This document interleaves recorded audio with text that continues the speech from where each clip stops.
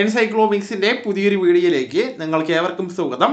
ഈ വീഡിയോയിലൂടെ നിങ്ങളുമായി ഷെയർ ചെയ്യുന്നത് ആധാർ വിവരങ്ങൾ തെളിവായിട്ട് ഇനി സ്വീകരിക്കരുത് എന്ന് തദ്ദേശ വകുപ്പിന്റെ സർക്കുലർ വന്നിരിക്കുകയാണ്. ഇതിന്റെ വിശദമായിട്ടുള്ള വിവരങ്ങളാണ് ഈ വീഡിയോയിലൂടെ ഷെയർ ചെയ്യുന്നത്. നമ്മുടെ വീഡിയോ സാധ്യമായി കാണുന്ന സുഹൃത്തുക്കളാണെങ്കിൽ ആദ്യമേ തന്നെ ചാനൽ ഒന്ന് സബ്സ്ക്രൈബ് ചെയ്യുക. അപ്പോൾ നമുക്ക് വിശദാംശങ്ങളിലേക്ക് കടക്കാം. ആധാർ വിവരങ്ങളെ തെളിവായിട്ട് സ്വീകരിക്കരുത് എന്ന് അറിയിച്ച് എല്ലാ തദ്ദേശ സ്ഥാപനങ്ങൾക്കും തദ്ദേശീയ വകുപ്പ് പ്രിൻസിപ്പൽ ഡയറക്ടറുടെ സർക്കുലർ എത്തിയിരിക്കുകയാണ്. ആധാർ നമ്പർ വ്യക്തിയെ തിരിച്ചറിയുവാനുള്ള രേഖ മാത്രമാണെന്നും ജനന തീയതിക്കും സ്ഥിര വിലാസത്തിനും ഇത് ആധാരമാക്കരുത് എന്നും നിർദ്ദേശിച്ചിരിക്കുകയാണ്.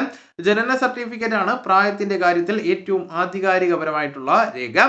സ്കൂൾ സർട്ടിഫിക്കറ്റും വിശ്വാസയോഗ്യമാണെന്ന് സുപ്രീം കോടതി അടക്കം വ്യക്തമാക്കിയിട്ടുണ്ട്.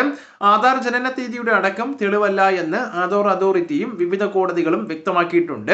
സേവനങ്ങളും ആനുകൂല്യങ്ങളും മറ്റും അനർഹരിൽ എത്തുന്നില്ല എന്ന് ഉറപ്പാക്കുവാനുള്ള ബയോമെട്രിക് മാത്രമാണ് ആധാർ. കുംഭമേളയിലെ വൈറൽ താരത്തിന്റെ വിവാഹത്തിന് ആധാർ കാർഡിലെ ജനന തീയതി ഉപയോഗിച്ചത് വിവാദമായിരുന്നു. പെൺകുട്ടിയുടെ ആധാറിൽ 18 തികഞ്ഞു എന്നാണ് കാണിച്ചിരുന്നത്. ജനന സർട്ടിഫിക്കറ്റ് അനുസരിച്ച് 16 വയസ്സ് മാത്രമേ പ്രായമായിട്ടുള്ളൂ എന്നാണ് പറയുന്നത്. അപ്പോൾ ഈ വിവരങ്ങൾ നിങ്ങളുടെ സുഹൃത്തുക്കളിലേക്കും മറ്റ് ഗ്രൂപ്പുകളിലേക്കും കൂടെ ഷെയർ ചെയ്യുക.